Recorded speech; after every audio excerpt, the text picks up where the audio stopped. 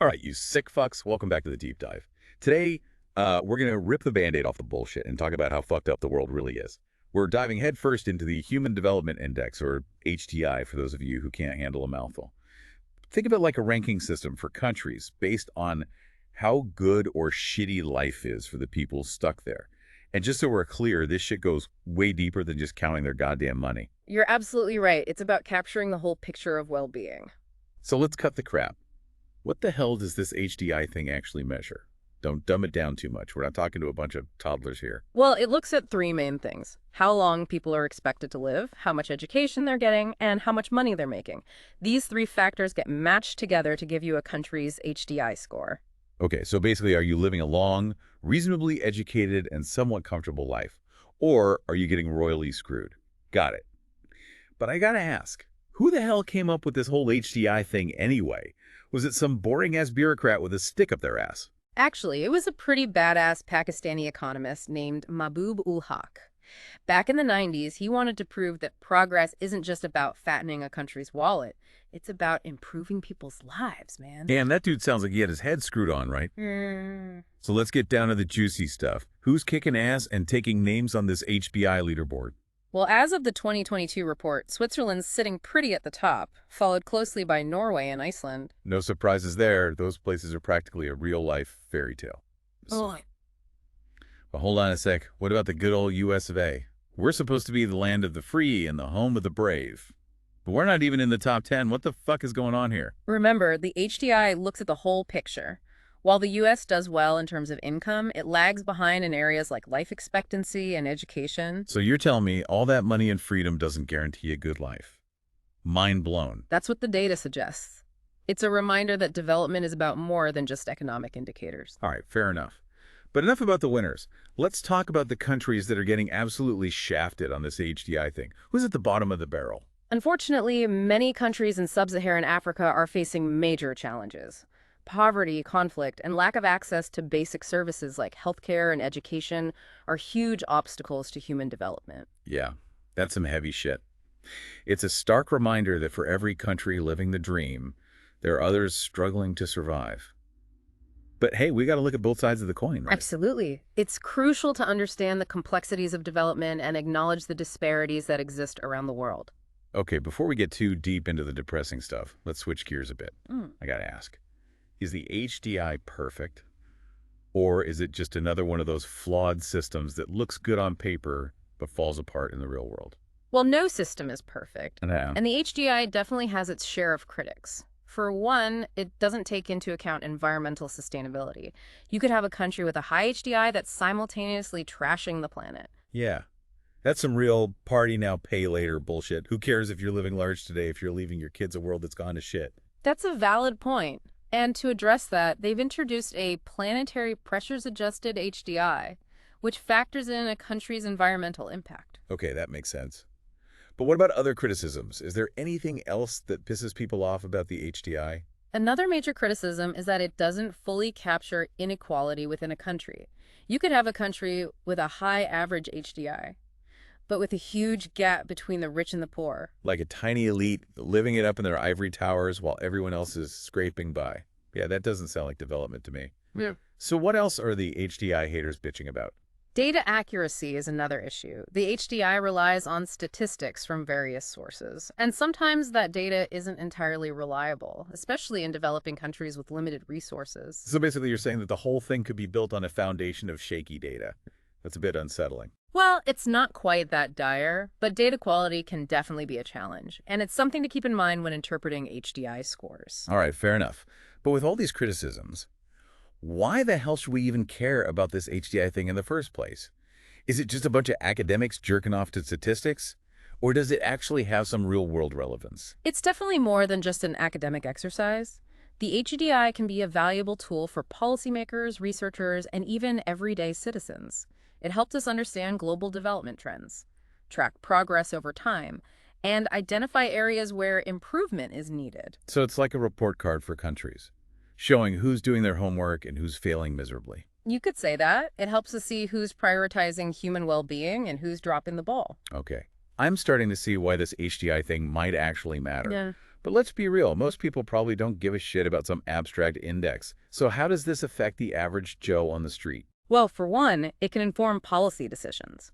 Governments can use the HDI to identify areas where they need to invest more resources, like education or healthcare. So it's not just about bragging rights for countries. It can actually lead to real change on the ground. That's the hope.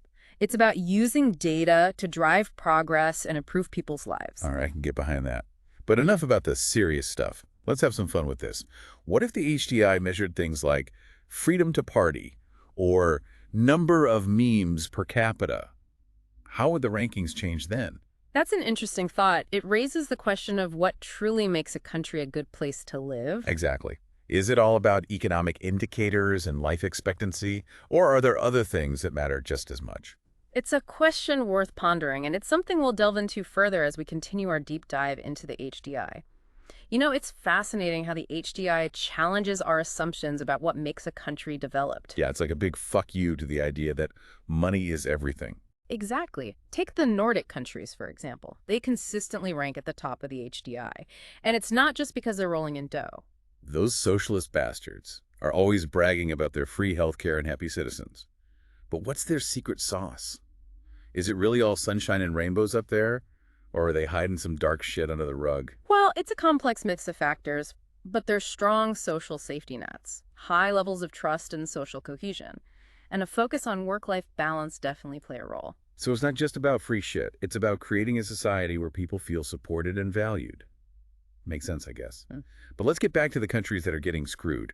We talked about sub-Saharan Africa, but what about other regions? Are there any surprises in the HDI's Hall of Shame?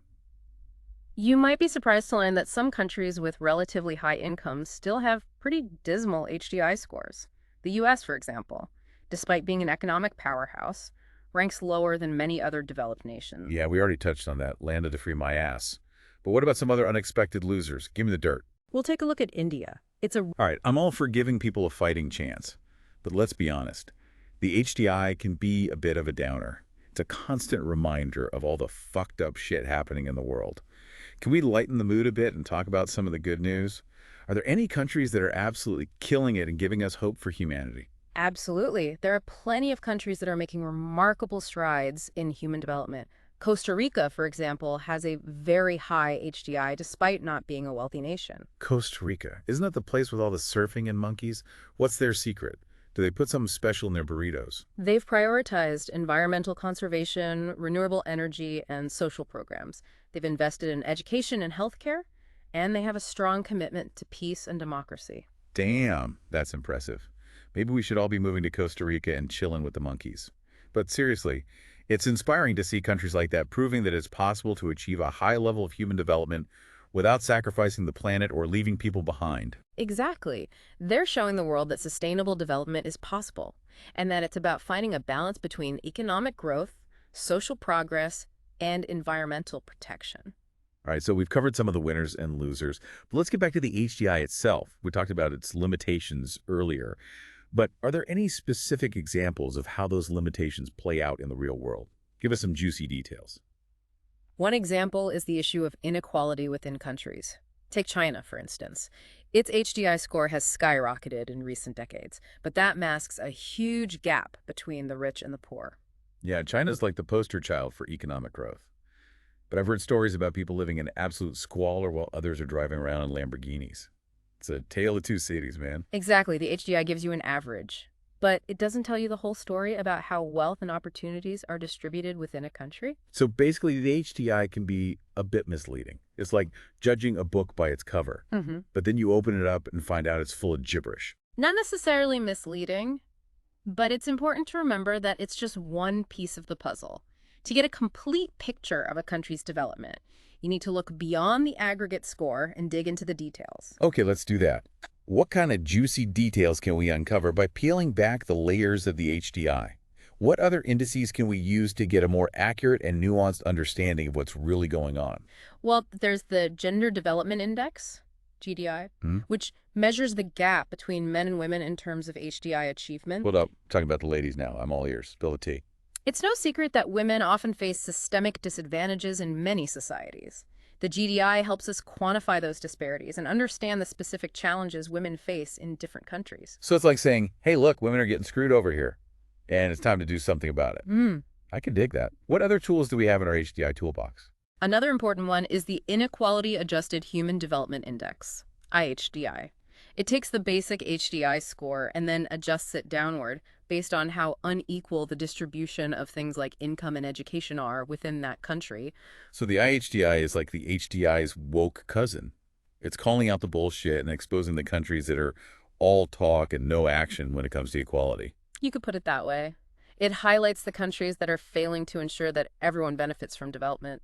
All right. So we've got the HDI, the GDI, and the IHDI. It's like a whole alphabet soup of development indices. But hey, the more information we have, the better equipped we are to understand the complexities of the world, right? Absolutely.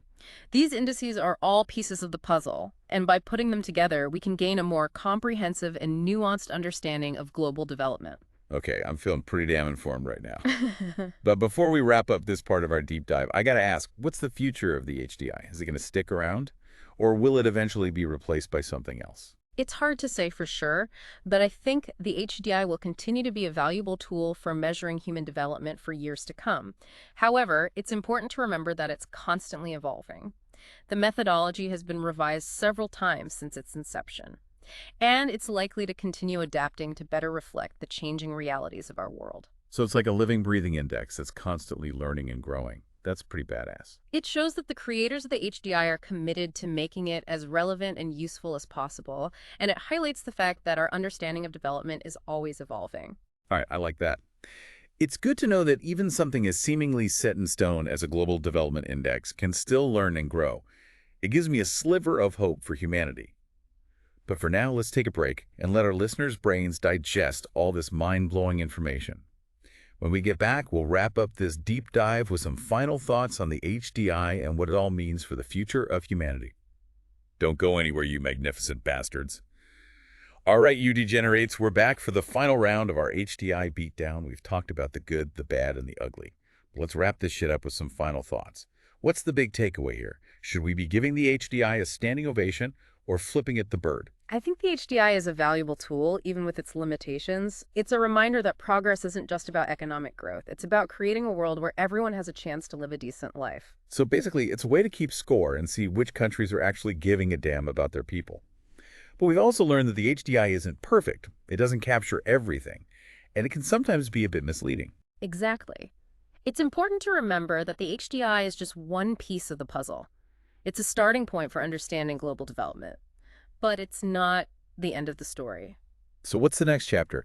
What can we do with all this HDI knowledge, besides sitting around and bitching about how fucked up the world is? We can use it to hold our leaders accountable, advocate for policies that promote human development, and support organizations working to improve lives around the world. All right, so it's not just about talking the talk. It's about walking the walk. But let's be real. Most people are too busy worrying about their own shit to give a damn about what's happening on the other side of the world. How do we get people to actually give a shit? We need to tell the human stories behind the numbers. We need to connect with people on an emotional level and show them how their actions can make a difference. So it's about making this HDI shit relatable. Showing people that it's not just some abstract concept, it's about real people's lives. Exactly. It's about understanding that we're all connected and that the well-being of others ultimately affects us all. Damn, that's some deep shit. Yeah. You're making me feel all warm and fuzzy inside. But before I start hugging trees and singing Kumbaya, let's bring it back to the HDI. Any final words of wisdom for our listeners before we unleash them back into the wild? Just this: stay informed, stay engaged, and don't be afraid to ask tough questions. The world is a complex place, but we have the power to make it a better one. Hell yeah. Knowledge is power. And we've just dropped a knowledge bomb on all you beautiful bastards. So go forth and spread the HDI gospel. Let's make Mabu ul Haq proud. And on that note, we're out of here. Stay curious, stay skeptical, and stay awesome. Peace out.